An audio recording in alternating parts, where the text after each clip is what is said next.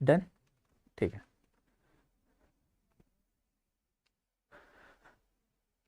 Hello guys, welcome to study I Q. Okay, so let's wait for a minute, ठीक है। 1 minute में चालू करेंगे, ठीक है। And meanwhile if you want to have access to this PPT as well as handwritten material, अब तो common है, you can get it on my Telegram channel, okay, CSA with Sainil Nagare. So you can just download the content from there and thereafter we'll start in a minute. Let other people also join in, ठीक है। 1 minute में चालू कर लेंगे, ठीक है। Yes, done है, ठीक है। ओके, सो ठीक है। मीनवाइल अगर कोई डाउट रहेगा पहले वाले लेक्चर में से, then that you can ask me, ठीक है। Good evening to you all, ठीक है। अगर पहले वाले लेक्चर्स में से कुछ डाउट है तो तब तक पूछ लेना, अदरवाइज विल स्टार्ट, ठीक है। So will start with the stone age, early Harappan man from today onwards, ठीक है। तो एक्चुअल में प्री हिस्ट्री चालू हो जाएगी आज से, यस, ठीक है। 1 मिनट में चालू करते हैं, just give me a minute, ठीक है। Let other people also join in and meanwhile, ठीक है। अगर if you want to have access to this PPT और जो मेरा क्रक्स मटेरियल है, 2 फॉर्मेट में हमारा कंटेंट आता है, राइट, तो that you will get it at CSA with साइनिल नागरी टेलीग्राम ग्रुप पे, आपको वो मिल जाएगा, ओके। गुड इवनिंग यार, गुड इवनिंग, जय हिंद, ठीक है। तो विल स्टार्ट। अगर कोई डाउट है प्रीवियस लेक्चर में से, देन लेट मी नो, ठीक है। Yes, any doubt guides? चलो गुड। थोड़ा सा लैग आ रहा है, ओके। तो मतलब मैं जब आपको बता रहा हूँ तो आप तक वो आने के लिए एक 30 से 40 सेकंड का एक लैग होता है, so that's why I am giving a minute, कि अगर कोई डाउट रहेगा then you can just type it, I will definitely address it, ठीक है। Yes, okay. Path of migration of Dravidian, यार ये देखेंगे जब Harappa and post Harappan period में जाएंगे तब देखेंगे Rahul, okay, not right now, okay. But वही है कि मतलब Aryans are considered as outside civilisation. अब इसके ऊपर मैंने दूसरे भी बहुत सारे वीडियोस लिए हैं, that you will get on the study IQ का YouTube channel. And on the other hand, जब आर्यन इन्वेजन चालू हुआ तो इंडिजीनियस पीपल्स जो थे, दोज आर कंसिडर्ड कि वो साउथर्न एरिया की तरफ माइग्रेट हो गए। So that is basically the rough path of the migration, ठीक है। सो चलो will start then guys now, ठीक है। So I guess everything is settled in, ठीक है। तो today will start with the chapter 5, that is stone age, ठीक है। So age of now we have seen certain period of the Indian history, ठीक है। कुछ कुछ पीरियड हम देख चुके हैं। सो what is the meaning of prehistory? तो प्री हिस्ट्री, ठीक है, is basically your Paleolithic, thereafter Mesolithic and there after Neolithic. इसमें एक और पीरियड हमने देखा था चैल्को, बट NCERT ने ये वाला चैप्टर नेक्स्ट में कवर किया, that is chapter number 6। Today we are going to see about this particular civilisation and Paleolithic, Mesolithic, Neolithic. इसका एक रफ वर्ड भी मैंने आपको बताया था। पैलियो मीन्स ओल्ड, ठीक है, meso means middle and there after neo means new. तो paleo, meso and middle, sorry ये नियो, इसका मतलब ही होता है old stone age, middle stone age, new stone age. Since we are talking about that part of our history that is prehistory, जहाँ पे हमारे पास कोई भी रिटन एविडेंसेस नहीं है, तो इन लोगों ने अपने बारे में कुछ लिख के तो रखा है नहीं। So whatever that we have got to know about this people is from the archaeology itself. So we have got tremendous amount of the archaeological sources of this period, and on the basis of archaeological period हमने इनको 3 categorise में divide किया है। तो ये जो 3 categories जो है उसमें सबसे पहला है paleo, that is old stone age. As the name suggest, since it is an old stone age, तो अगर ओल्ड स्टोन एज रहेगा इसका मतलब दिस टाइम पे people use to have stone tools जो टोटली अनपॉलिश काइंड ऑफ थे। There after we are having meso, that is middle age. तो इस टाइम पे वी कैन क्लियरली सी एकदम पॉलिश स्टोन टूल्स जो है वो इंसानों ने यूज करना चालू किया। And there after neo. तो what is the meaning of the neolithic age? तो नियोलिथिक एज का मतलब होता है new stone age, and new stone age का मतलब क्या हुआ? तो in this particular era agriculture started. तो ये जो 3 रफ डिस्टिंग्विशमेंट है, that is something that we have got from archaeological sources, and that's why ये आर्कियोलॉजिकल सोर्सेस की वजह से ही चैप्टर का नाम भी ऐसा ही है कि stone age and there after the early man. So in this chapter we are going to see all this things itself, ठीक है। So let's go one by one guys, ठीक है. So let's start one by one. We'll start with the Paleolithic period. Now as far as Paleolithic period is concerned, then Paleolithic मतलब Old Stone Age, right? अभी हमने देखा था. तो old stone age अगर मैं बोलूँ, पैलियो मीन्स ओल्ड, लिथिक मतलब stone, and there after age. तो ओल्ड स्टोन एज अगर होगा तो this is a time period जहाँ पे ह्यूमैनिटी ने अपना एग्जिस्टेंस जो है वो चालू किया है. सो NCERT has given a certain factual data regarding it. Then NCERT is saying कि अर्थ कितना साल पुराना है, 4 बिलियन ईयर्स ओल्ड है, that is 4,000 million years also. But इसमें जो ह्यूमन एग्जिस्टेंस है that started only after 20 lakh years henceforth. मतलब आज से 20 लाख साल पहले ह्यूमन एग्जिस्टेंस है वो चालू हुआ था. एंड दैट पर्टिकुलर पीरियड जो है उसका आप बोलोगे Pleistocene. And there after 10,000 years ago हमारा होलोसीन चालू हुआ है. तो प्लेइस्टोसीन जो है okay that is basically ice age also, and Holocene जो है that is basically warm climate वाला पीरियड ऑल्सो. तो जब कोल्ड क्लाइमेट था तब ह्यूमैनिटी इतनी प्रोग्रेस नहीं कर पाई, एंड जब वार्म क्लाइमेट हुआ दैट इज होलोसीन जब चालू हुआ तब जाके ह्यूमैनिटी ने प्रोग्रेस करना चालू किया.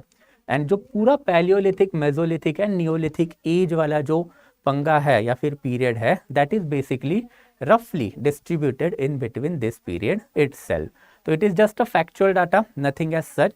And there after NCERT is also telling us कि भाई ये वाले जो साइट्स है हम लोगों को रिवर के अक्रॉस मिले हैं पूरे इंडिया में. तो सर्टन रिवराइन साइट्स हम लोगों को मिले हैं. तो पैलियोलिथिक एज के जो साइट्स है वो हम लोगों को कहाँ पे मिले हैं, तो रिवर वैलीज के अराउंड ही हम लोगों को मिले हैं. एंड देयर आफ्टर फिर सर्टन स्टोन टूल्स की इन्होंने बात की है. तो this are the kind of the stone tools that we have got from this people. Now obviously आप सोचिए पैलियोलिथिक पीरियड है, राइट? तो पैलियोलिथिक पीरियड में ह्यूमन जो होंगे, इंसान जो होगा, उसका सबसे प्राइमरी कंसर्न क्या होगा, then food, right? Human was animalistic in nature back then. तो अभी भी अगर आप एनिमल देखोगे तो वो तो कोई बिजनेस करते नहीं है, राइट? तो उनका डेली बेसिस का एक ही काम होता है, अदर एनिमल को हंट करो और अपना पेट भरो. So this people were also hunters and food gatherer, and in that capacity they were required to kill other animal to feed themselves. अभी अगर आपको दूसरे एनिमल को मारना है देन आपको कोई ना कोई तो वेपन्स तो लगेंगे. तो इनके पास कौन से वेपन थे, ऑब्वियसली बंदूक, तोप, एयरप्लेन, ऐसे वेपन तो इनके पास थे नहीं. तो इनके पास कौन से थे, the earliest weapon that humanity use, this are the stone tools. And since it is a Paleolithic age मतलब ओल्ड स्टोन एज, तो इनके जो स्टोन टूल्स जो थे वो भी एकदम नेचुरलिस्टिक इन नेचर थे. अगर आपने इन स्टोन टूल्स को देखा तो कोई पॉलिश वॉलिश नहीं है, नेचुरल स्टोन जैसे ही मिलते हैं वैसे ही ये यूज़ करके एनिमल को हंट करते थे. And there after they use to eat this particular animal.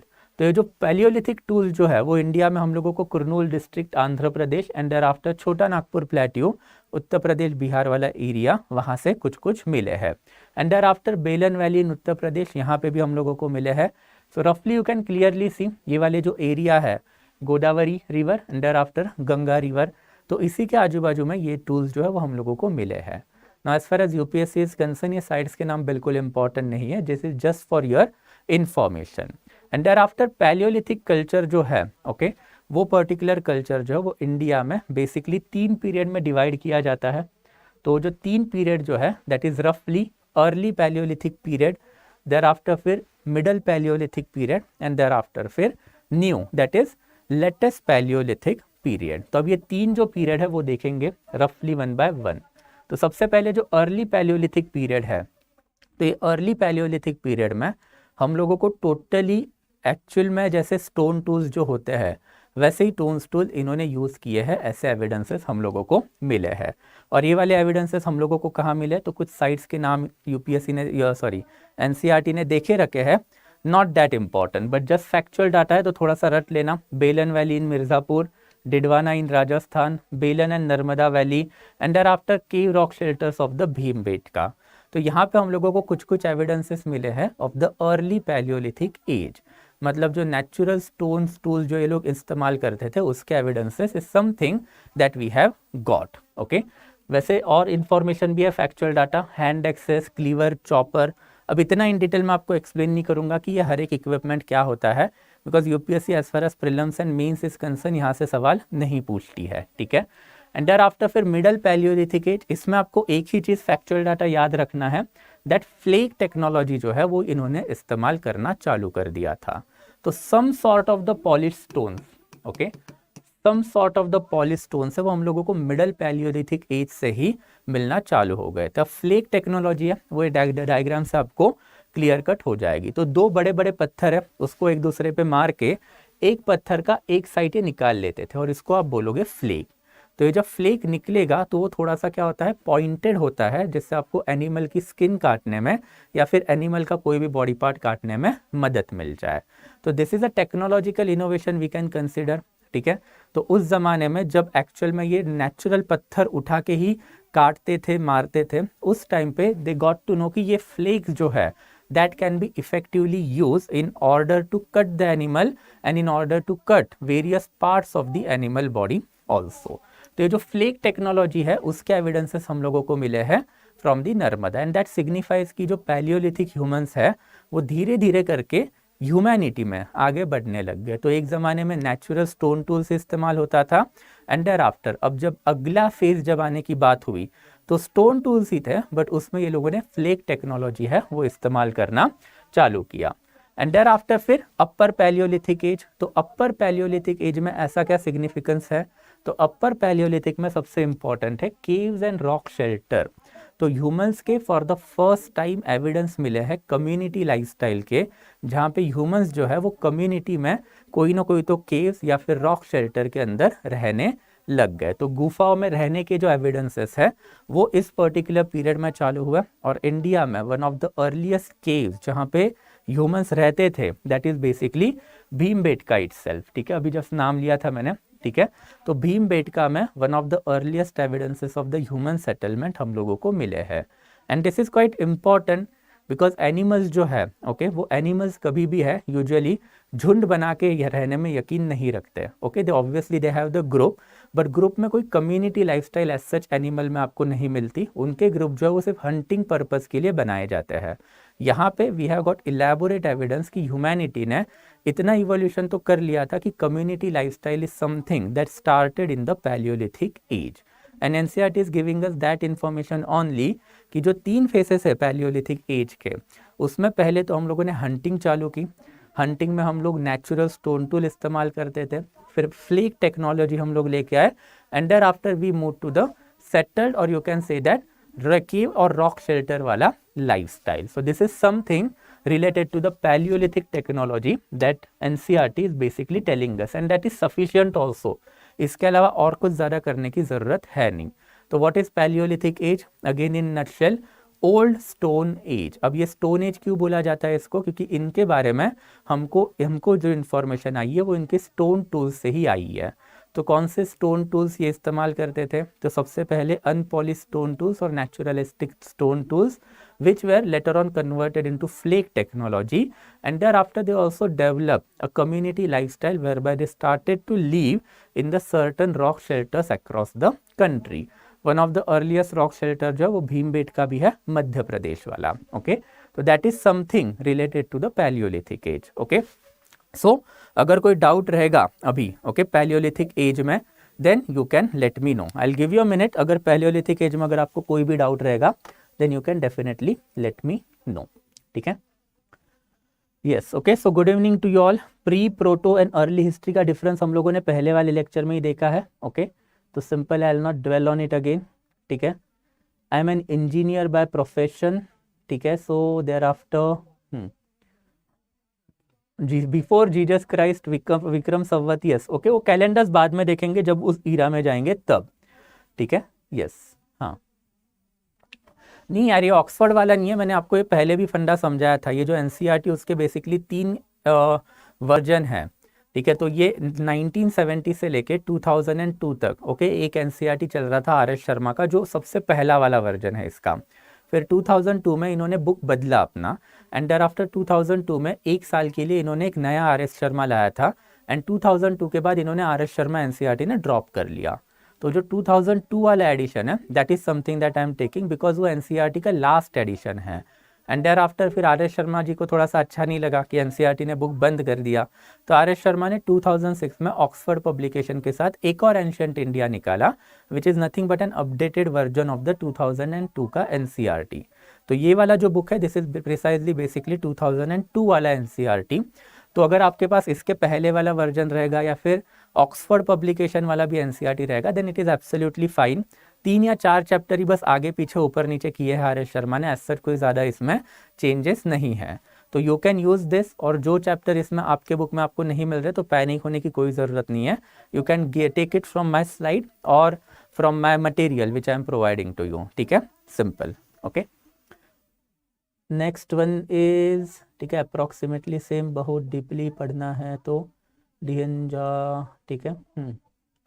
Caves में तो बुद्ध लोग, भाई केव्स में बुद्ध लोग तो तब रहेंगे जब बुद्धिस्ट रिलीजन बना, इंडिया में बुद्धिस्ट रिलीजन बना 6th सेंचुरी BC ऑनवर्ड, तो 6th सेंचुरी BC में जाएंगे तब देखेंगे, अब तो बहुत ही पहले वाली बातें चल रही है, राइट, ओके, ठीक है। नेम्स इंपॉर्टेंट नहीं है, like who is the father of, ना ना ना, बिल्कुल भी कुछ इंपॉर्टेंट नहीं है, okay, nothing like that is important at all, so don't worry, ठीक है।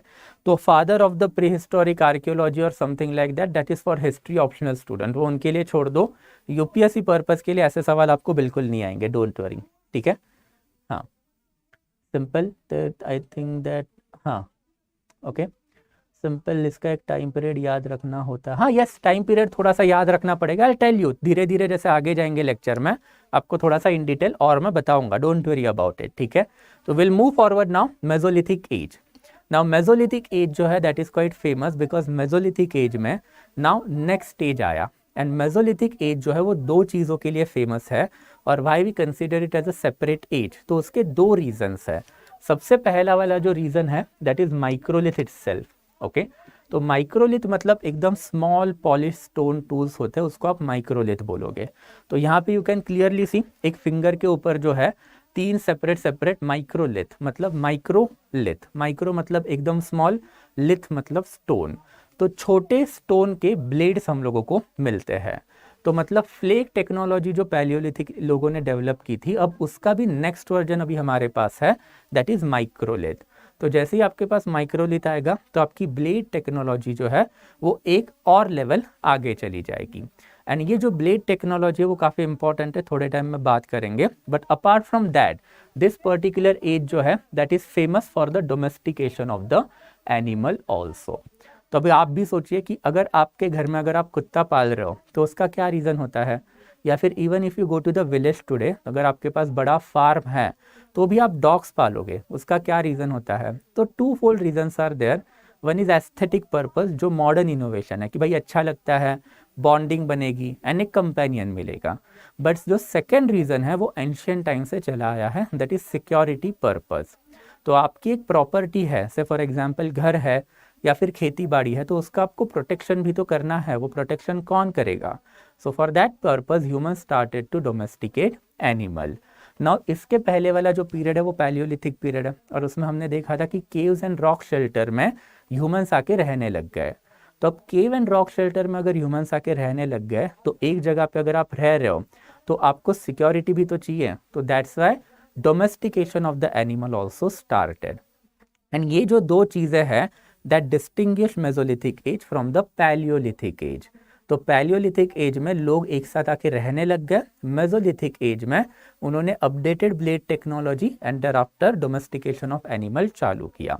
एंड ये जो डोमेस्टिकेशन ऑफ एनिमल है एंड अपडेटेड ब्लेड टेक्नोलॉजी मतलब माइक्रोलिथ जो है वो काफ़ी इंपॉर्टेंट है, because on this foundation later on आपका नियोलिथिक एज आया, जिसमें आपका एग्रीकल्चर डेवलप हुआ। तो एग्रीकल्चर अगर आपको करना है या फिर खेती बाड़ी करनी है, तो अगर आपको पता है आज के टाइम पे भी तो सबसे इम्पॉर्टेंट है आपका ब्लेड टेक्नोलॉजी। आपको खेती में पहले हल चलाना पड़ेगा, उसके लिए आपको शॉर्प पॉइंटेड ब्लेड लगेंगे।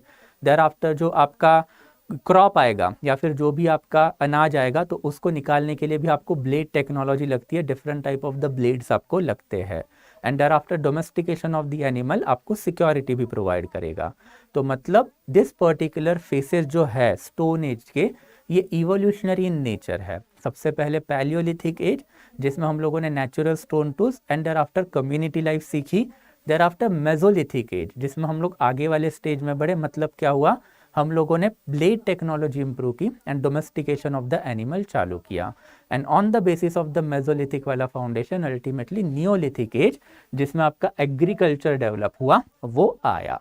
And this is a rough evolution that archaeological evidences of contemporary period of time is telling us.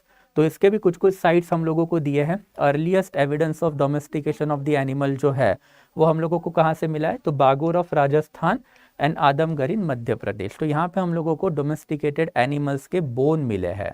अगर आप पूछना चाहोगे कि सबसे पहला हम लोगों ने कौन सा एनिमल डोमेस्टिकेट किया है, तो that is basically dog, because हम लोगों को मैक्सिमम बोन्स जो है वो डोमेस्टिकेटेड एनिमल्स में डॉग्स के ही मिले हैं। And obviously dog means security, right. इसको आज भी सिक्योरिटी पर्पस के लिए ह्यूमंस जो है यूज कर रहे हैं। So that is basically the earliest domesticated animal and this is something that sums up related to the Mesolithic age. इसको मिडल स्टोन एज इसीलिए बोला जाता है बिकॉज ये old and new stone age के बीच में आता है, जहाँ पे सर्टन सिग्निफिकेंट डेवलपमेंट हुई है सोसाइटी में। And what are those certain significant development? Then ये दो, that is microlith and thereafter domestication of the animal. Okay, and thereafter this is just for your academic purpose. NCERT में ये सारे जो instrument है ये इन्होंने मेंशन करके रखे हैं, तो उसका बस मैंने आपको फोटो लाया है। तो ए से लेके जे जो है दैट इज बेसिकली ट्रेपीज। तो ये वाला जो शेप है ये ट्रेपीज वाला शेप है। ओके ये दोनों। देयर आफ्टर हमारे पास ल्यूनेट भी है, that is KNL। There after we have got point also, that is MNOP। There after फिर Q जो है that is triangle and there after फिर लास्ट वन है ये different type of the blades. तो ये बेसिकली माइक्रोलिथ टूल्स है। Different tool जो है वो डिफरेंट पर्पस के लिए यूज़ किया जाता है। ओके तो हर एक टूल का अपना पर्पस है, ऑप्शनल के लिए है। यहाँ पे मैं इतना इन डिटेल नहीं बताऊंगा तो इसको छोड़ देंगे, बट जस्ट रिमेंबर, ठीक है, कि अगर आपको इन डिटेल जानना है कि ये सब क्या होता है तो ये different type of the tools होते हैं जिसका डिफरेंट इस्तेमाल जो है वो किया जाता है। ठीक है, तो this is something that is related to the Mesolithic. And Mesolithic के बाद NCERT is giving us information about the prehistoric art. तो अभी हम लोगों को आर्कियोलॉजिकल एविडेंसेस में ये स्टोन टूल्स तो मिले, तो स्टोन टूल से हम लोगों को पता चला कि मेसोलिथ में माइक्रोलिथ आया था एंड उसके पहले जो पैलियोलिथिक एज जो था उसमें ये फ्लेक टेक्नोलॉजी आई थी। बट जब ये पैलियोलिथिक एज में केव्स में रहने लग गए, दैट इज भीमबेटका में, तो ये लोगों ने पेंटिंग करना भी चालू की एंड पेंटिंग करने के वजह से अल्टीमेटली इन लोगों ने रॉक आर्ट जो है वो डेवलप किया और इसी को आप right now in the contemporary period बोलोगे प्री हिस्टोरिक रॉक आर्ट। तो what is the meaning of this pre historic rock art? तो प्री हिस्टोरिक पीरियड मतलब कौन सा? ये तो कंफर्म है जब इंसानों को लिखना पढ़ना नहीं आता था, that is Palaeolithic, Mesolithic, Neolithic and Chalcolithic. और इसमें आपको यही याद रखना है कि जितने भी प्री हिस्टोरिक रॉक आर्ट हमारे पास है वो by and large Paleolithic age से चालू हुए हैं एंड उसके बाद हम लोगों को वही सेटलमेंट में thereafter Mesolithic, Neolithic and Chalcolithic के भी एविडेंसेस मिले हैं। तो ये जो प्री हिस्टोरिक रॉक आर्ट है हम लोगों को कहाँ कहाँ पे मिली है? तो भीमबेटका में मिली है, आदमगढ़ में मिली है, पंचमढ़ी में मिली है एंड देयर आफ्टर झारखंड वाले बहुत सारे रीजन में हम लोगों को मिली है। मतलब बेसिकली गंगा यमुना डोब जो है उसी के अराउंड हम लोगों को ये सारे एविडेंसेस मिले हैं। तो take an example of the Bhimbetka. Bhimbetka में अगर पेंटिंग है तो वो कोई एक ही एज की नहीं है, वहाँ पे पैलियोलिथिक की भी पेंटिंग है, मेसोलिथिक की भी है, नियोलिथिक की भी है एंड देयर आफ्टर चैल्कोलिथिक की भी है। ओके तो इन दिस पर्टिकुलर कैपेसिटी हम लोगों ने जो प्री हिस्टोरिक रॉक आर्ट जो है उसको कुछ स्टेजेस में हम लोगों ने डिवाइड करके रखा है। जो स्टेज नंबर 1 है उसमें सिर्फ हंटिंग एंड फूड गैदरिंग के एविडेंसेस हम लोगों को मिले हैं। स्टेज 2 में हम लोगों को कुछ हंटिंग एंड डांसिंग के सीन्स भी मिले हैं। मतलब इट सिग्निफाइज कि ये ओल्ड स्टोन एज है, दैट इज पैलियोलिथिक वाला है। और यहाँ पे जब हम लोगों को डांसिंग सीन मिलना चालू किया मतलब कम्युनिटी लाइफस्टाइल डेवलप होना चालू हो गई। मतलब ये लेट पैलियोलिथिक से लेके मेसोलिथिक पीरियड तक का टाइम पीरियड है। फिर जो स्टेज 3 है उसमें हम लोगों को settled agriculture and animal domestication के एनिमल मिले हैं। तो जहाँ जहाँ पे इन्होंने एग्रीकल्चर की पेंटिंग निकाल के रखी है वहाँ वहाँ पे हम लोगों को पता चला है कि painting must belong to the neolithic age, right. And there after फिर 4th स्टेज में जो है that is early historical period, मतलब proto history and there after some part of the history. ये पर्टिकुलर पीरियड के हम लोगों को एविडेंसेस मिले हैं। तो अब एक एक करके देखेंगे। एनसीईआरटी में तो ये वाली इन्फॉर्मेशन नहीं है, this is the additional information that I am providing you. तो भीमबेटका केव्स के बारे में थोड़ा सा देखेंगे, because prelims as well as mains perspective से अगर कोई प्रीहिस्टोरिक रॉक केव के ऊपर अगर क्वेश्चन आया तो आपको पता होना चाहिए। तो अब से फॉर एग्जाम्पल भीमबेटका का ही हम लोग एविडेंस लेते हैं और वहाँ पे क्या क्या पेंटिंग्स हम लोगों को मिले हैं वो देखेंगे। तो सबसे पहले हम लोगों को पेंटिंग मिली है कि hunting scene of the archer. There after हम लोगों को मिले हैं human figures and designs of the geometric pattern. There after हम लोगों को मिले हैं paint dancing scene horse riding warrior with umbrella like head gear. And there after musical instrument भी हम लोगों को मिले हैं such as horn, pipe, drums and tom toms. तो ये different type of the musical instrument भी हम लोगों को मिले हैं। तो ये जो डिफरेंट पेंटिंग्स हम लोगों को मिलती है उससे हम कुछ कंक्लूजन डिराइव करते हैं, राइट। इसी को हम लोग हिस्टोरियोग्राफी भी बोलेंगे, हमने पहले वाले लेक्चर्स में देखा भी था। तो ये डिफरेंट पेंटिंग्स जो है basically, okay, you can C over here now. तो ये जो different type of the paintings जो है इससे हम लोगों को कुछ चीज़ें पता चली है। तो नाउ वन बाय वन आप देख सकते हो। सो फॉर एग्जाम्पल यहाँ पे हम लोगों को आर्चर का पेंटिंग मिला है। तो अगर इन लोगों को आर्चरी पता है तो इनको प्रोजेक्टाइल टेक्नोलॉजी भी पता थी। So that is something that we can get to know कि this people were aware of the projectile technology. उसके बिना आप धनुषबाण या फिर आर्चर बना ही नहीं पाओगे, right. And projectile technology is always quite important because projectile technology पे ही आपकी मॉडर्न वेपनरी जो है वो बिल्टअप हुई है। तो पैलियोलिथिक एज से ही इंडिया में we have found the evidence of the archery. There after over here you can clearly see, okay, horse riding के एविडेंसेस हम लोगों को मिले हैं। तो there is a huge debate in Indian history कि इंडस वैली सिविलाइजेशन जो है उसमें तो लोगों को हॉर्स पता नहीं था, बट स्टिल जो इंडिजीनियस लोग जो थे इंडस वैली सिविलाइजेशन के पहले वाले, उनको ये हॉर्स पता थे एंड हॉर्स का इस्तेमाल ये लोग वॉरफेयर में भी करते थे। तो ऐसी वाली पेंटिंग्स भी हमारे पास यहाँ पर है। And there after we can clearly see community dancing के इन्होंने फोटोज जो है वो निकाल के रखे हैं। तो community dancing is also important because humanity runs on a society, right? A man is a social animal according to Aristotle. तो ultimately ये वाली जो community lifestyle जो है वो भी इस particular period में develop होना चालू हो गई। And since they are dancing, तो इट क्लियरली शोज कि भाई अगर ये डांस कर रहे हैं तो इनका मतलब music and there after dancing ये दोनों सोसाइटी का इसेंशियल कंपोनेंट तभी भी होता होगा। फर्दर ये वाले पेंटिंग में आपको एक और चीज़ दिखेगी कि सेंटर में एक फिगर खड़ा है और उसी के आजू बाजू में ये सब लोग नाच रहे हैं। तो उससे हमने ये डिराइव कर लिया कि भाई स्ट्रेटिफाइड सोसाइटी तब भी हुआ होती होगी। तो स्ट्रेटिफाइड सोसाइटी मतलब अमीर गरीब, राजा, रंक, राइट। तो ये स्ट्रेटिफाइड सोसाइटी के भी एविडेंसेस इससे दिखते हैं। अगर पेंटिंग में एक बंदे के आजू बाजू में सारे लोग नाच रहे हैं तो इसका मतलब वो सेंट्रल फिगर जो है वो काफ़ी इंपॉर्टेंट होगा। He might be the tribal king of that time या फिर he might be a divine figure. जैसे ट्राइबल लोगों में एक बंदे को थोड़ा सा जादुई पावर ऐसा माना जाता है। तो ये सारी जो चीज़ें हैं इसको आप बोलोगे कंक्लूजन डिराइव करना। यानी जो रॉक पेंटिंग है इससे यही सारे जो कंक्लूजन्स हैं वो अल्टीमेटली डिराइव होते हैं। तो ये जो हॉर्स वाला जो मैंने बताया इसको सिर्फ इतना याद रखना है कि throughout our ancient Indian history Indus valley civilisation ये एक ही ऐसा पीरियड है जहाँ पे हम लोगों को हॉर्स के एविडेंसेस नहीं मिले हैं, वरना पैलियोलिथिक से ही हम लोगों को हॉर्स के एविडेंस जो वो इंडिया में मिले हैं, जहाँ पे we can easily trace horse bone as well as horse जैसे images in the rock painting of the paleolithic, mesolithic as well as neolithic community. And since हम लोगों को यहाँ पे हॉर्स के एविडेंसेस मिले नहीं हैं तो इसीलिए हड़प्पन लोग एग्जैक्टली है कौन, इसमें एक मैटर ऑफ डिबेट ये भी है कि भाई वो इंडिजीनियस लोग थे या कहीं बाहर से आए हुए लोग हैं। तो वो देखेंगे ओके चैप्टर नंबर 7 में जब हड़प्पन सिविलाइजेशन पे जाएंगे। But as far as UPSC is concern then अगर ऐसा कोई आपको भीमबेटका या फिर प्री हिस्टोरिक रॉक आर्ट पे अगर आपको कोई मेंस में सवाल आता है तो उसके लिए तो मैंने अभी आपको कंक्लूजन एंड पेंटिंग्स तो बता दिए। So you have now 5 to 7 point to write about. As far as prelims is concern then इतना ही याद रखना है कि कोई भी रॉक शेल्टर आप उठाओ उसमें आपको सिर्फ एक ही एज की पेंटिंग मिलेगी, ऐसा कभी नहीं होता। आपको हर एक एज की पेंटिंग मिलेगी ही मिलेगी बिकॉज ये लोगों के लिए ट्रैवलिंग वॉज क्वाइट डिफ़िकल्ट। तो वो एक बार जहाँ पे रह गए तो हज़ारों सालों तक वो लोग वहीं पे रहते थे। ओके, यहाँ से वहाँ शिफ्ट होने का कोई लॉजिक नहीं था, ना इनका कोई धंधा पानी था, राइट। इनको सिर्फ अपना पेट पालना था। So that's why this sedentary lifestyle जो है उसके वजह से अल्टीमेटली ये जो लोग हैं वो सराउंडिंग एरियाज़ में ही रहते थे, एंड फिर वहाँ पे इन्होंने हज़ारों साल तक रहा है, और एक के ऊपर एक, एक के ऊपर एक, एक के ऊपर एक इन्होंने डिफरेंट डिफरेंट पेंटिंग्स बना के हम लोगों को दी है। एंड देयर आफ्टर फिर कुछ फैक्चुअल डाटा इसमें आपको याद रखना है कि different colours are use. Okay, different colours में भी आपको एक ही चीज़ याद रखनी है जो मैं बताऊंगा, कि जो ब्लैक कलर जो है वो इंडिया में नियोलिथिक पीरियड ऑनवर्ड आया हुआ है। तो कोई भी पेंटिंग अगर आपको ब्लैक कलर की दिख रही है तो वो नियोलिथिक वाली पेंटिंग या फिर उसके बाद वाली पेंटिंग आप ये कंसिडर करोगे। और जो अर्लीस्ट कलर जो है वो रेड ऑकर कलर है। तो ये वाला जो कलर आपको दिख रहा है ये है basically red occur colour.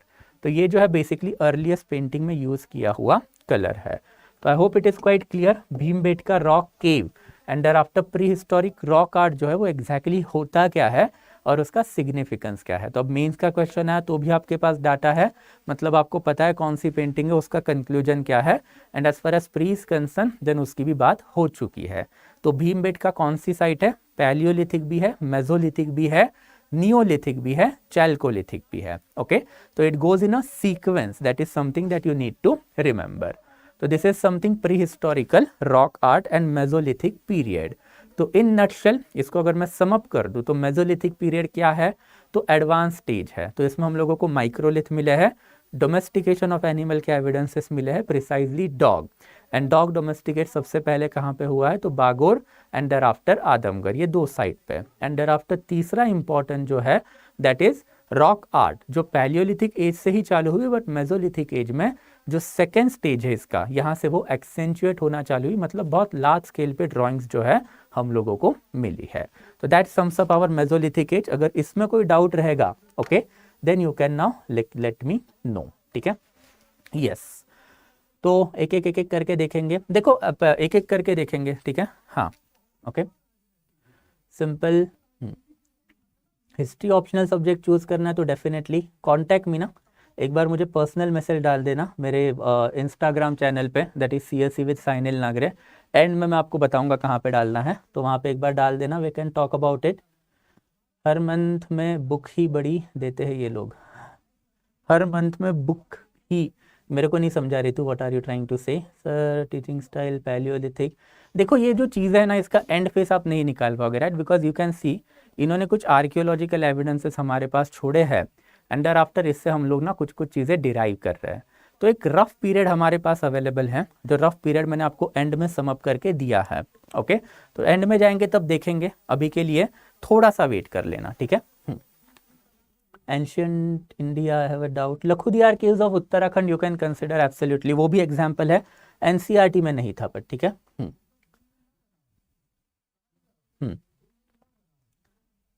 Yes, aesthetically देखो इसके ऊपर विवेक यादव हिस्ट्री ऑप्शनल के क्वेश्चन जो उसके लिए मैं अलग से सेशन लेने वाला हूँ फॉर योर इन्फॉर्मेशन। कल शाम को 7 बजे जो है वो मैं हिस्ट्री ऑप्शनल की आंसर राइटिंग लेने वाला हूँ।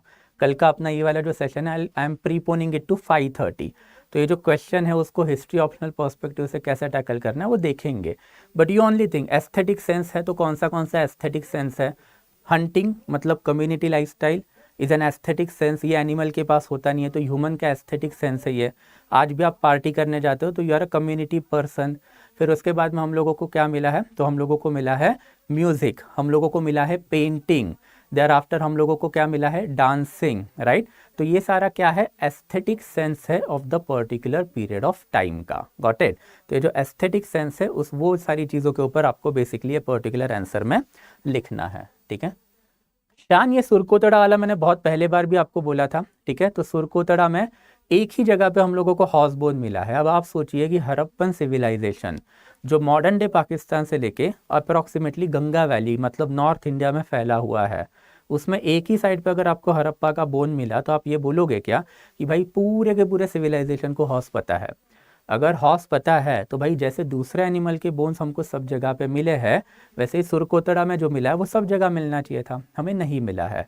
सो that is why we consider कि वो हॉर्स बोन जो है वो इंडस वैली सिविलाइजेशन के कोलैप्स होने के बाद वहाँ पे आया होगा। तो जो earlier branch of Aryan invasion जब इंडिया में हुआ था तो उनके साथ आया हुआ बोन हम लोग कंसिडर करते हैं। तो आप एक ही जगह पे पॉइंट आउट करके ये नहीं बोल सकते कि देखो सर वो जो है मतलब सबको उस चीज़ के बारे में पता है, नो। ओके, वो टुवर्ड्स द एंड या फिर कोलैप्स ऑफ द सिविलाइजेशन के बाद में आया हुआ बोन है, और उसमें भी हम लोगों को हर मतलब जो हॉर्स है उसका एक ही बोन मिला है, ऐसा भी नहीं पूरा कंकाल मिला है, उसके सिर्फ लेग का एक पीस मिला है, दैट्स इट। तो उससे हम ये नहीं बोलेंगे पूरे सिविलाइजेशन को हॉर्स पता था। Okay, simple. I hope it is clear. ठीक है, नाउ रिमेंबर साइड्स। ठीक है, देखो अगर आपको कोई भी एनिमल डोमेस्टिकेशन का एनिमल चाहिए तो नंबर ऑफ बोन्स मैटर। ठीक है, तो जैसे हम लोग जो नॉर्मल हिरन मार के खाते थे for example, there after elephant मार के खाते थे, उसके भी एविडेंसेस है। तो इसके जो बोन्स जो होते हैं, ओके, उसके ऊपर हम लोगों को कट के निशान मिले हैं ना। हम लोगों को डॉग के जो बोन्स मिले उसके ऊपर कोई कट का निशान नहीं है, मतलब हम लोगों ने डॉग को मारा नहीं है, राइट। वरना उसका गला काटोगे, पेट काटोगे तो उसको बोन आपको रप्चर करना पड़ेगा, तोड़ना पड़ेगा। तो हम लोगों को डॉग के बहुत सारे बोन्स मिले हैं जिसके ऊपर हम लोगों को कोई भी कट का एविडेंस नहीं मिला है। और इसके बाद वाला जो पीरियड है नियोलिथिक में, उसमें हमने देखा है कि हम लोगों को ऐसे ग्रेव्स मिले हैं जहाँ पे इंसान के साथ डॉग बरीड है। तो इंसान के साथ डॉग बरीड है मतलब उसका कोई तो गहरा रिश्ता है। तो ऑब्वियसली हमने यही कंसिडर किया है कि डॉग के अर्लियर एविडेंसेस मेसोलिथिक एज में आए हैं, एंड डॉग के बोन्स के ऊपर कोई कट का निशान भी नहीं है, मतलब वो डॉग को हम लोगों ने पाला है। दैट्स व्हाई ह्यूमन सोसाइटी के बीच में हम लोगों को वो बोन्स मिले हैं, एंड लेटर पीरियड में हम लोगों को तो डॉग एंड ह्यूमन बरियल मिला है टुगेदर। तो it clearly signifies domestication of animal Mesolithic period से चालू हुआ है। Okay, yes, simple. ठीक है, यस, ये कि अभी मैंने प्री हिस्टोरिक पेंटिंग आपको दिखाई ना, तो ये सारे के सारे लाइन ड्राविंग्स है। इसमें आपको कोई पोर्ट्रेट पेंटिंग या फिर फ्रेस्कोज वगैरह नहीं दिखेंगे। डिफरेंट डिफरेंट लाइन जो है उसको एक साथ करके ये लोग पेंटिंग बनाते थे। अगर आपने यहाँ पे भी देखा तो सिर्फ एक इंसान के नाम पे, if you can clearly see it. ठीक है, तो इंसानों के नाम पे ये लोगों ने क्या किया, लाइंस ड्रॉ की है, एक गोल सर्कल का एक शेप डाला है, फिर बॉडी के नाम पे एक सीधा लाइन है, हाथ के नाम पे दो लाइन इन लोगों ने ड्रॉ करके रखी है। बहुत प्लेन एंड सिंपल है, right, simple. So wait, okay, yes, now we have to go to the Mesolithic age. ठीक है, अगर कोई डाउट छूट गया है तो वापस से type it out, okay, but meanwhile I will move forward. ठीक है, तो now let's go to the neolithic period. Now neolithic period जो है that is quite significant because यहाँ पे हम लोगों को सबसे पहली पॉटरी मिली है। तो पॉटरी का सिग्निफिकेंस है वो क्या है, तो जैसे आज के टाइम पे अगर आपको पॉटरी मिल रही है तो उसका सिग्निफिकेंस है पानी। आज हम लोग पॉटरी जो यूज़ करते हैं वो पानी के लिए यूज़ करते हैं, and you can find India में आज भी मेजॉरिटी ऑफ द घरों में आपको मटका मिलेगा, दैट इज पॉटरी मिलेगी। तो अगर से फॉर एग्जांपल ह्यूमैनिटी कोलैप्स हो गई इंक्लूडिंग इंडिया, और हज़ारों सालों बाद अगर किसी ने एक्सकैवेट करके इंडिया के बारे में ढूंढ के निकाला, तो इंडिया के हर एक घर में आपको पॉटरी तो मिलेगी। अमीर लोगों के घर में लग्जोरियस पॉटरी मिलेगी, गरीब लोगों के घर में पानी पीने की पॉटरी मिलेगी। लग्जोरियस पॉटरी जो उसके ऊपर नक्शी काम होगा वो हाईली पॉलिश होगी। गरीबों के घर में जो पॉटरी है वो रेड कलर की या फिर ब्लैक कलर की मिलेगी, पानी पीने के लिए मिलेगी, और वो स्टर्डी होगी, मतलब टिकाऊ टाइप ऑफ पॉटरी होगी। तो मतलब क्या हुआ इसका, आज भी अगर सिविलाइजेशन कोलैप्स हो जाता है तो देयर आर सर्टेन एविडेंसेस जो हमारी सोसाइटी के बारे में नेक्स्ट जनरेशन को बताएंगे। जैसे अभी के लिए मैंने आपको बताया लग्जोरियस पॉटरी, गरीबों वाली पॉटरी, मतलब स्ट्रेटिफाइड सोसाइटी है। फिर पानी यूज़ करने के लिए पॉटरी यूज़ हो रही है, तो मतलब यूसेज जो है that is water storage, right. वैसे ही लग्जोरियस यूसेज क्या होगा, तो एस्थेटिक पर्पस के लिए बड़े बड़े लग्जोरियस पॉटरी है वो लोग खरीदते हैं। तो ये सर्टेन डेरिवेशन हो गए। तो नियोलिथिक पीरियड में हम लोगों को पॉटरी के एविडेंसेस मिले हैं, एंड देयर आफ्टर एग्रीकल्चर के भी एविडेंसेस मिले हैं। सो दैट्स हम लोग कंसिडर करते हैं कि नियोलिथिक एज में इंसानों ने जब पॉटरी यूज़ करना चालू की, तो पॉटरी का जो सबसे पहले एविडेंस जो इंडिया में है दैट इज़ 5000 BC। तो 5000 BC ऑनवर्ड नियोलिथिक पीरियड में मतलब ओके पॉटरी यूज़ होना इंडिया में चालू हो गया। तो जब पॉटरी यूज़ होना चालू हुआ तो उसका अर्लीस्ट पर्पस क्या होगा, फिर ऑब्वियसली स्टोरेज। तो ये क्या स्टोर करते थे, तो जो फूड ग्रेन है वो स्टोर करेंगे, राइट। अब आप ही सोचिए एग्रीकल्चर है तो साल भर तो एग्रीकल्चर चलेगा नहीं, एग्रीकल्चर के साइकिल होते हैं 3 से 4 महीने का। तो ये लोग एग्रीकल्चर में फूड प्रोड्यूस लेते होंगे, एंड आफ्टर ये फूड प्रोड्यूस स्टोर किया करते होंगे किसमें, तो पॉटरी में। तो हम लोगों को ये पर्टिकुलर फेस में पॉटरी मिलना चालू हुई, एंड लेटर ऑन ओके जब हम लोग Chalcolithic, Harappa and post Harappan period में जाएंगे तब हम देखेंगे कि ये पॉटरी बहुत ही सिग्निफिकेंट कंपोनेंट बन गई थी सोसाइटी का।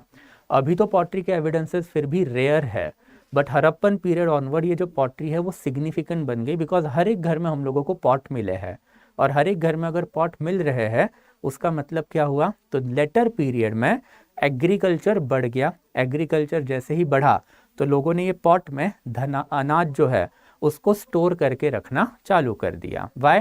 बिकॉज ऑब्वियसली साल भर तो आपका एग्रीकल्चर चलेगा नहीं, तो जब तक चल रहा है तब तक एग्रीकल्चरल प्रोड्यूस दो, वो भी सरप्लस में लो और उसको स्टोर करो। तो पॉटरी जो है वो this particular period onward significant इसी की वजह से हुई, because of the large scale usage. तो जैसे आज के टाइम के भी पॉटरी से हम कुछ कुछ कंक्लूजन निकाल सकते हैं related to the present society, तो वैसे ही उस टाइम के पॉटरी से भी हम लोगों ने बहुत सारे कंक्लूजन डिराइव किए हैं। तो जो अर्लीस्ट पॉटरी हम लोगों को मिली है, ये factual data for the prelims purpose is quite important. तो हम लोगों को नियोलिथिक पीरियड में जो पॉटरी मिली है उसको हम लोग बोलते हैं कॉर्ड इम्प्रेस्ड पॉटरी। तो कॉर्ड इम्प्रेस्ड पॉटरी जो है वो हम लोगों को इस पर्टिकुलर पीरियड में मिली है। Later on red and black ware हम लोगों को मिला है, red and black ware pottery. Okay, there after हम लोगों को मिली है painted grey ware and there after northern black polish where.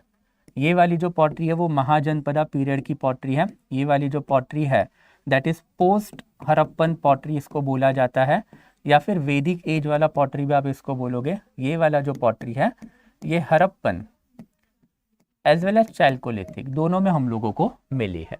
तो ये जो डिफरेंट टाइप ऑफ पॉटरी है तो उसका मतलब क्या है, सबसे पहले तो कॉर्ड इम्प्रेस्ड पॉटरी। तो पॉटरी का जो आउटर सरफेस है उसके ऊपर ना धागे से निशान बना के रखते थे, तो वो बन गया कॉर्ड इम्प्रेस। कॉर्ड का मतलब होता है धागा, तो धागे से आप कुछ ना कुछ तो एक इमेज बनाओगे तो उसको बोलोगे आप cord impressed pottery. There after फिर red and black ware as the name suggest. तो ये वाली जो पॉटरी होती है वो एक तो रेड कलर की होगी या फिर ब्लैक कलर की होगी। तो रेड कलर की पॉटरी उसके ऊपर ब्लैक कलर का कोई ना कोई तो डिज़ाइन, या फिर ब्लैक कलर की पॉटरी उसके ऊपर रेड कलर का डिज़ाइन। तो ये होता है आपका रेड एंड ब्लैक वेयर। फिर हमारे पास है पेंटेड ग्रे वेयर। तो ये जो पॉटरी है वो ग्रेइश कलर की होती है और उसके ऊपर फिर डिफरेंट कलर जो है उसके हम लोगों ने डिज़ाइन बना के रखे हैं। एंड देयर आफ्टर फिर नॉर्थन ब्लैक पॉलिश वेयर। इसका मतलब क्या हुआ, ये हाईली पॉलिश पॉटरी है ब्लैक कलर की, और इसके ऊपर हम लोगों ने डिफरेंट डिज़ाइंस बना के रखे हैं। और ये जो पर्टिकुलर पॉटरी है वो पर्टिकुलर पीरियड जो है वो सिग्निफाई करती है, और इस पर्टिकुलर पीरियड के बारे में वो बहुत ज़्यादा इंफॉर्मेशन जो है वो हमें पास ऑन करती है। तो that is the significance of the pottery, but it all began with the cord impress pottery of the neolithic period. तो नियोलिथिक पीरियड के बारे में अब देखेंगे सबसे पहले वन बाय वन, ठीक है। तो नियोलिथिक पीरियड जो है इंडिया में that is basically divided into 3 different areas. Neolithic period जो इंडिया में चालू कब से हुआ, तो अर्लीस्ट साइट जो हम लोगों को मिली है, तो अर्लीस्ट साइट जो है दैट इज मेहरगढ़। तो Mehrgarh is the earliest site which is now in present day Pakistan. ये अर्लीस्ट टाउन भी बोला जाता है इसको इंडिया का, earliest village, not town basically, earliest village in India. तो यहाँ पे हम लोगों को मड ब्रिक के हाउसेस के एविडेंसेस मिले हैं। तो मड ब्रिक के हाउसेस के evidence and there after agriculture के एविडेंसेस हम लोगों को मिले हैं। तो as far as Mehrgarh is concern, okay, you can clearly see over here, ऐसे दिखते थे इनके मड ब्रिक के हाउसेस। तो ये मड ब्रिक के हाउसेस में रहना चालू कर दिए थे। तो यहाँ पे you can clearly see the evolution. Palaeolithic and mesolithic age में जो लोग कहाँ पे रहते थे, केव्स में रहते थे, रॉक शेल्टर में रहते थे। But by the time of the neolithic age एक सेटल्ड विलेज आ गया था, और ये मड ब्रिक हाउसेस का विलेज है, ये मेहरगढ़ का है। तो this particular village clearly signify कि अब एग्रीकल्चर के वजह से village lifestyle that is sedentary lifestyle जो है वो इंडिया में आ गई।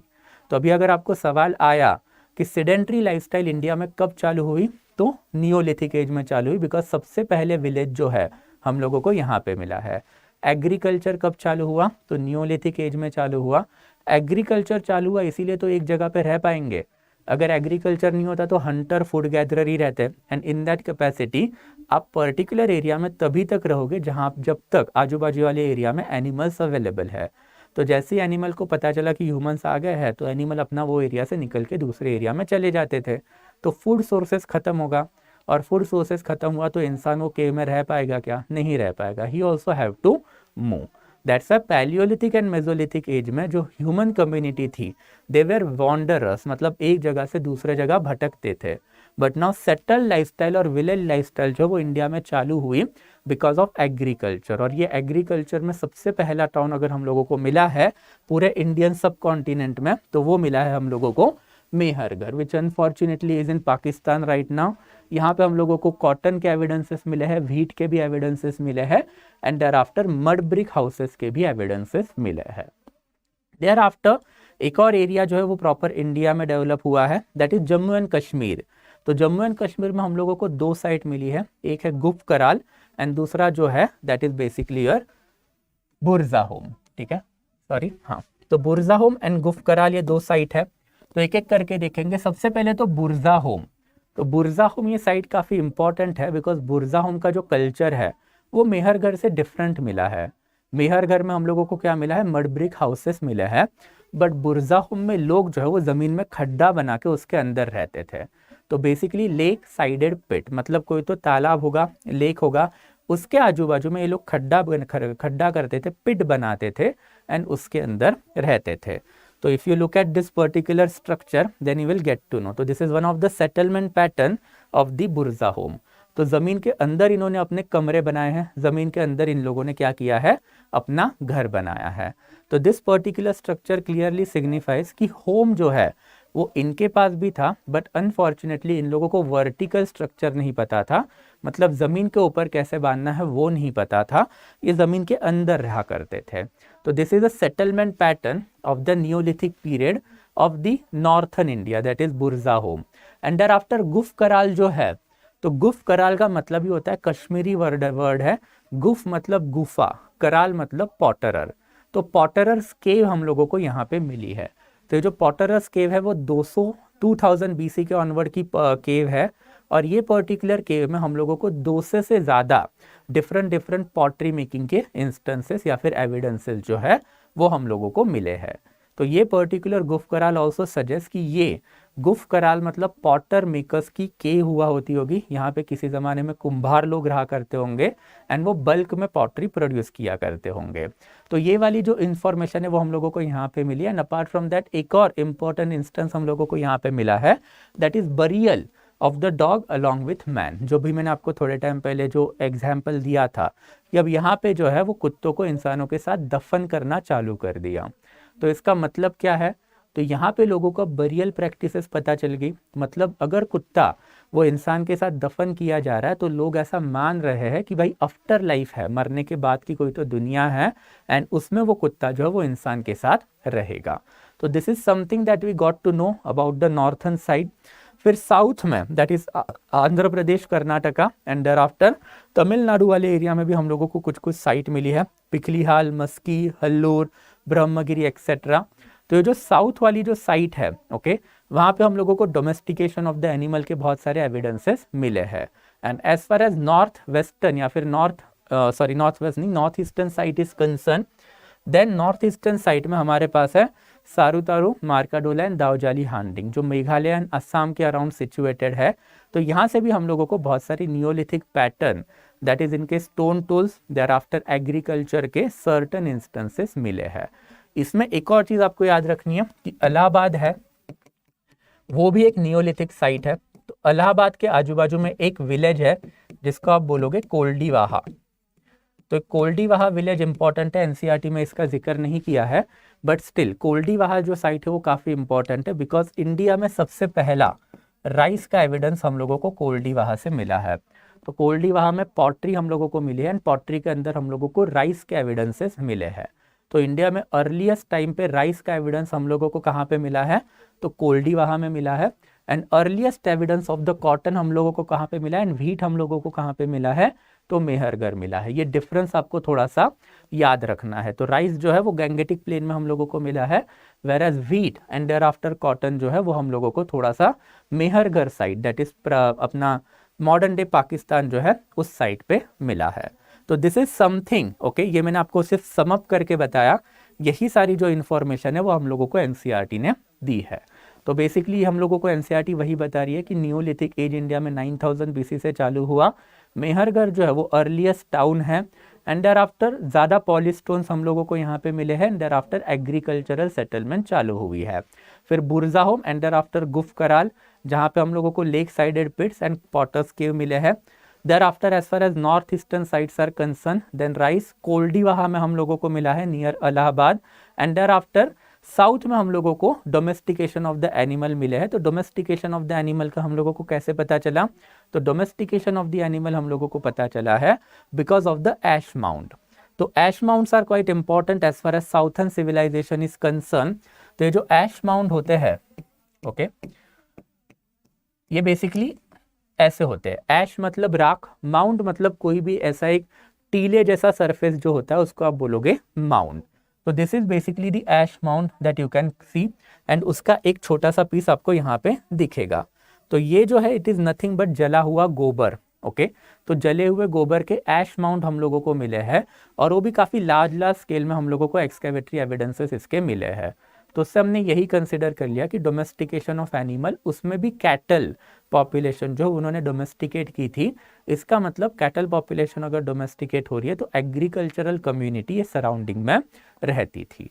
तो this is the information that basically NCERT is giving अस। तो फार्मिंग कम्युनिटी थी, different type of the crops थे। देयर आफ्टर फिर पॉटरी, ओके, इसमें भी कॉड इम्प्रेस पॉटरी का नाम आपको याद रखना है जो अगेन एनसीईआरटी में नहीं दिया है। एंड देयर आफ्टर इसका रफ पीरियड जो है वो वाला पीरियड भी यहाँ पे मेंशन है।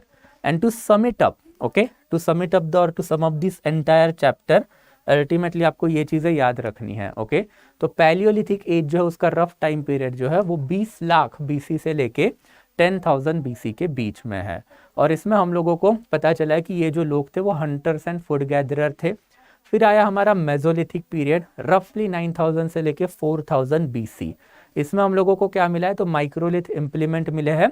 एंड देयर आफ्टर ये लोग भी हंटर्स एंड फूड गैदरर थे, बट इसमें हर्डिंग कम्युनिटी मतलब डोमेस्टिकेशन ऑफ द एनिमल के एविडेंसेस हम लोगों को मिले हैं। And on the other hand the last phase is basically Neolithic phase जो मेहरगढ़ से चालू हुआ है।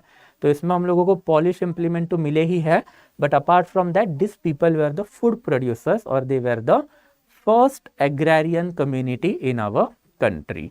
एंड ये रफ इवोल्यूशन जो है वो हम लोगों को आर्कियोलॉजिकल एविडेंसेस से पता चला है। So I hope it is quite clear, okay.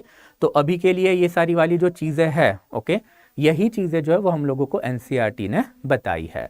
तो अभी अगर आपको इन सब चीजों में अगर कोई भी डाउट रहेगा, okay, then feel free to ask me. So any doubt if you are having over there, अगर डाउट नहीं रहेगा तो ultimately okay this is something that I am again telling you. तो अगर आपको ये पीपीटी एंड देयर आफ्टर जो मैं क्रक्स मटेरियल प्रोवाइड करवाता हूँ एनसीईआरटी का, उसका एक्सेस चाहिए तो you will get it at CSA with Sainil Nagre. I am going to cover up each and every chapter, एक एक करके हर एक चैप्टर जो है वो हम लोग जो है वो कंप्लीट करेंगे। तो आज 5th चैप्टर था, tomorrow we will meet with the 6th chapter, but tomorrow we will start somewhere around 5:30, okay. तो कल वाला जो लेक्चर है वो 5:30 PM को हम लोग चालू करेंगे, because tomorrow at 7 o'clock I am going to take answer writing session of history optional, ठीक है। तो वो कल के लिए थोड़ा सा ज़्यादा इंपॉर्टेंट है, ये थोड़ा सा लंबा चलने वाला प्रोसेस है, बट द थिंग इज ये एनसीईआरटी वाला सेशन है वो बंद नहीं रखेंगे, कल एक थोड़ा सा अर्ली रैप अप कर लेंगे इसको। तो 5:30 के around we will start the session tomorrow, ठीक है। तो that will be it from my side guys. अगर आपको अभी इसके बाद कोई जनरल एविडेंस आपको ये अगर पूछने हैं, क्वेश्चंस पूछने हैं, okay, related to the history या फिर हिस्ट्री ऑप्शनल ऑल्सो, तो आपको तो पता ही है कि 10th नवंबर से बैच 2 हमारा चालू हो रहा है, okay. So if you want to ask something related to that then you can ask me something related to that also, ठीक है। बट अगर और कोई जनरल डाउट अगर रहेंगे तो फिर आप मुझे पूछोगे, ओके। सिंपल 1 by 1, ठीक है। सो सुरकोतड़ा वाला हो गया था। They are asking about painting, about the rock cut architecture of the, भाई रॉक कट आर्किटेक्चर कहाँ से आ गया? मेसोलिथिक। विवेक यादव साहब, रॉक कट आर्किटेक्चर का मतलब क्या होता है? आप पत्थर को तोड़ के कुछ आर्किटेक्चर बनाओगे। यहाँ पे ये लोग पत्थर को पॉलिश नहीं कर पा रहे थे, पत्थर को तोड़ के कौन सा आर्किटेक्चर आप बनाओगे? They are asking about prehistoric rock art, okay. तो रॉक आर्ट के बारे में आपको बताना है। इंडिया में रॉक कट आर्किटेक्चर जो वो अशोका से चालू हुआ है। Ashoka is the person who for the first of all carried out rock cut architecture in our country. सबसे पहला रॉक कट आर्किटेक्चर इंडिया का कौन सा है? तो बाराबार हिल केव है। तो ये बाराबार हिल केव जो है एंड देयर आफ्टर नागार्जुनिया हिल केव। तो ये जो 2 केव कॉम्प्लेक्स है मॉडर्न डे पटना के नियर अबाउट, वो सबसे पहला रॉक कट आर्किटेक्चर इंडिया में। अब पैलियोलिथिक मेसोलिथिक में कहाँ पे घुसा रही है rock cut architecture? Okay, yes, ancient pre, what is the logic? हाँ, इवोल्यूशन सिंपल है। आप भाई आज यहाँ पे आके जो खड़े हो उसका स्टार्टिंग कभी ना कभी से चालू हुआ ना। भगवान ने वरदान तो नहीं दिया आपको कि भाई जाओ और अपनी ज़िंदगी जी लो। तो ये जो आप सिविलाइजेशन की बात कर रहे हो, मॉडर्न डे सिविलाइजेशन, इसके पीछे कम से कम 20 लाख साल की हिस्ट्री है। तो वो इवोल्यूशन आपको पढ़ना है, सिंपल है। मेरा पहला लेक्चर उसी के ऊपर था कि why shall we study all this aspect, right. एक बार फर्स्ट लेक्चर देख लेना, ठीक है। Okay, so pottery fire are used in the mesolithic period. अब आपको समझ में आ गया फायर जो है वो सबसे पहले पैलियोलिथिक में ही आया था। कुछ कुछ इमेजेस जो मैं साइड में दे रहा हूँ उससे भी थोड़ा बहुत कंक्लूजन आप डिराइव कर सकते हो। ओके, तो इंसानों ने सबसे पहले फायर का जो है ओके वो इम्प्लीमेंट ये जो है वो लगाया था। तो सबसे पहले इंसानों के पास फायर कब से आई? तो पैलियोलिथिक एज से आई है। तो फायर तो पैलियोलिथिक एज में आई एंड पॉटरी जो है वो नियोलिथिक पीरियड में आई। Okay, yes, simple. Okay sir, plastic bottle मिलेगा ठीक है, चलो। ओके, कम्युनिकेटिंग लैंग्वेजेस हम लोगों को पता नहीं है, that is why we call this particular phase as a prehistoric phase, जहाँ पे इंसानों को पढ़ना लिखना नहीं आता था। They might have conversed with one another in certain language, but इनको ना वो लिखना आता था ना पढ़ना आता था, एंड दैट्स व्हाई इसको हम लोग प्री हिस्टोरिकल पीरियड बुलाते हैं। तो प्री हिस्टोरी के बाद हमारे पास आती है प्रोटो हिस्ट्री। प्रोटो हिस्ट्री का क्या मतलब होता है?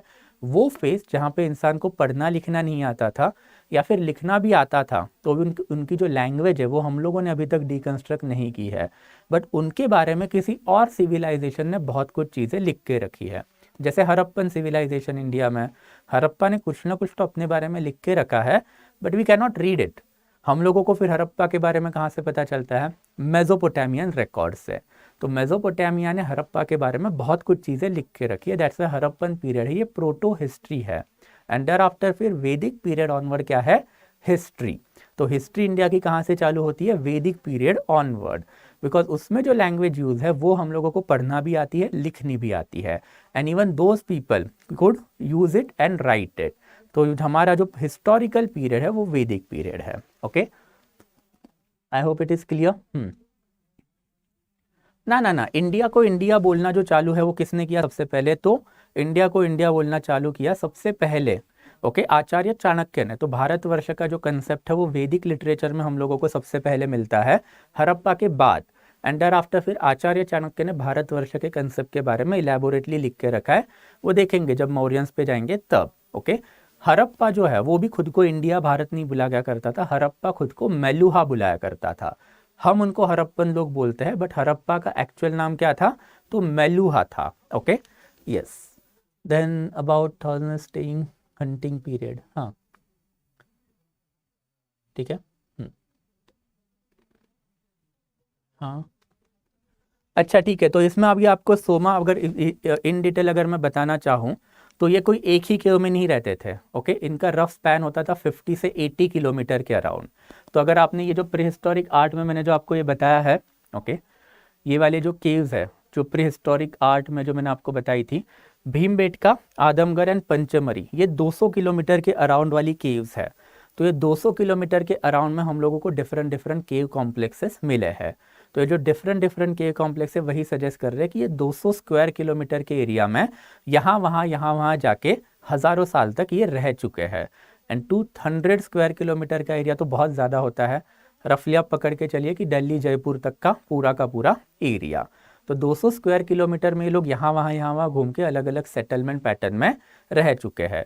जबकि मेहरगढ़ जो है वो एक ही विलेज है, और मेहरगढ़ 7000-7000 BC में भी था सेम विलेज, और हड़प्पा के अराउंड मतलब 2500 से लेके 1500 BC के अराउंड भी मेहरगढ़ का वही विलेज एग्जिस्टेंस में था।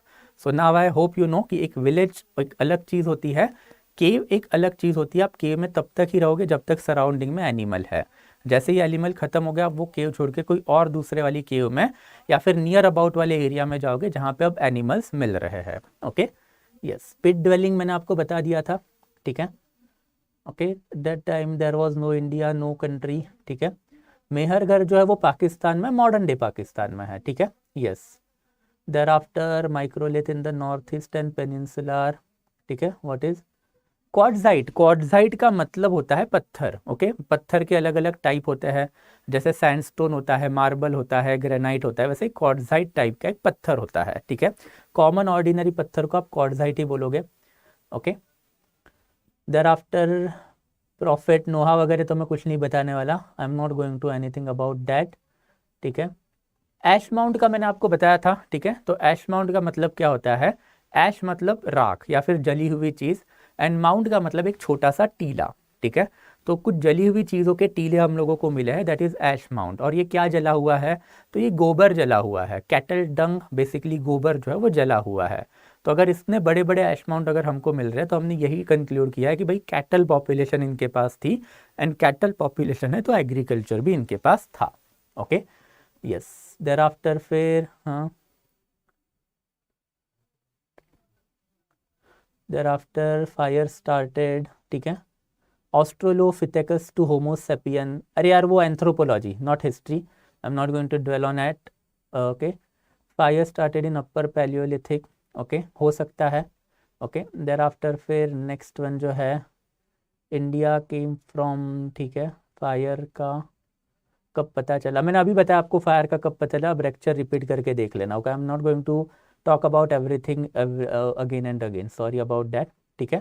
तो I hope it is quite clear, और तो कोई डाउट अभी दिख नहीं रहा है मुझे, तो I guess will stop over here guys, अगर और कोई डाउट है नहीं तो, ठीक है, सिंपल, ठीक है। तो भारतवर्ष का सबसे पहला कंसेप्ट मैंने आपको बताया ना, वैदिक लिटरेचर में लिखा हुआ है, वेदा के पहले there was no such concept as Bharat, ठीक है। First animal tamed by human, अब पहला एनिमल ह्यूमन ने कौन सा टेम किया ये तो हम लोगों को डेफिनेटली नहीं पता, ओके, बट डोमेस्टिकेशन में सबसे पहला डॉग ही आप कंसिडर करोगे, ठीक है, हाँ।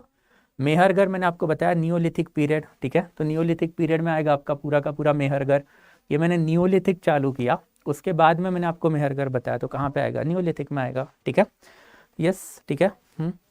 भाई 10 बार बता चुका हूँ मैं, फायर जो है वो पैलियोलिथिक एज में पता चली है, पैलियोलिथिक एज से ही पता चला है, okay. Holy Quran is more elaborate about ancient history, no no not at all. Holy Quran जो है, ओके, वो basically Quran as a concept जो प्रॉफिट मोहम्मद के बाद आई, prophet Muhammad was there in 7th century AD, तो उसके पहले तो एंशियंट इंडिया सारा का सारा खत्म हो चुका था, तो कुरान का और एंशियंट इंडिया का ऐसा कोई लेना देना ही नहीं है, ओके। तो not about Quran, okay, simple है, it's about time line, right, आपको टाइम लाइन भी तो देखनी पड़ेगी कब क्या लिखा गया है, ओके। फूड मतलब एनिमल, ऑब्वियसली क्या खाएंगे दूसरा, ठीक है, okay. I hope it is clear, और कोई है नहीं, no other doubt guys, I hope everything has been taken care of. तो चैप्टर नंबर 5 भी जो है वो हमारा अभी ख़त्म हो चुका है, ठीक है, तो विल स्टॉप देन, ठीक है। I still give you a minute, अगर कोई और डाउट बचा है जो मैंने गलती से छोड़ दिया है तो उसके ऊपर डेफिनेटली, ओके, वापस उसको कमेंट करोगे, ठीक है, जहाँ तक पॉसिबल है, मैंने जितने डाउट पॉसिबल है उतने तो लिए हैं, but still I am giving you a minute, जल्दी जल्दी, ठीक है, if you are having any doubt, otherwise will stop, ठीक है, ओके। और कुछ, हाँ, yes, no doubts are coming, तो चलो विल स्टॉप, ठीक है, चलो यार, thank you so much guys, okay, yes, great session लगा तो एक बार लाइक भी कर लेना सेशन को, ठीक है। चलो, okay, will stop over here then guys, tomorrow 5:30, okay, जहाँ भी मैंने आपको बताया कि टुमारो विल स्टार्ट एट 5:30, थोड़ा अर्ली करूँगा बिकॉज 7 o'clock से I am going to start history optional का answer writing session, okay, simple है, ठीक है। अरे नहीं नहीं भाई, होली कुरान जो है वो big bang and end of universe का कोई उसमें लेना देना नहीं है, वो लेटर ऑन एडिशन है जो प्रॉफिट मोहम्मद के टाइम पे लिखा हुआ कुरान है, ओके, वो टोटली डिफरेंट है, उसके बारे में बात करेंगे once we go into medieval India. Do not have this religious discussion in my class, we are studying about the history and not the religion, right. तो जब हिस्ट्री की बात करेंगे तो थोड़ा रैशनल होके पढ़ेंगे, अगर कोई भी बुक में एक चीज़ लिखी है उसको आप 100% सच मानोगे, बी इट वेदा या फिर बी इट इवन कुरान या फिर बी इट बाइबल, तो वो आपका प्रॉब्लम है, मेरा प्रॉब्लम नहीं है, right. I am here to criticise those aspect because ये जो बुक है हज़ारों साल से लिखे हुए बुक है, तो 1000 साल में उसमें कुछ एडिशन हुए हैं, कुछ डिलीशन हुए हैं, and I am gonna tell you everything about them once we reach to that particular era. तो तब तक थोड़ा सा सब्र रखिए, have patience, tolerance is a very good virtue, right. तो तब जाएंगे, तब देखेंगे। Right now I am going to stop with this 5th वाला जो सेशन है या फिर 5th चैप्टर है, and once this things are taken care, मतलब आपको सब अभी डाउट अगर आपके क्लियर है, तो now I am going to stop the session and will meet again tomorrow at 5:30। कल मैं थोड़ा सा जल्दी चालू करूंगा and will stop the session over here. Thank you so much guys, okay, thank you, okay, I am going to stop now.